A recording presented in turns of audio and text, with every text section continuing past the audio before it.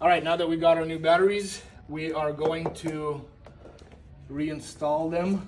You want this black negative terminal connected to this black wire with the yellow tip. And then we're gonna have this jumper that's gonna connect our positive and our negative to the second battery. So we're gonna add this one right here to make it easier. I'm gonna put this one back in here and slide it in. Then we're ready for our second battery. Connect that jumper and connect our positive terminal.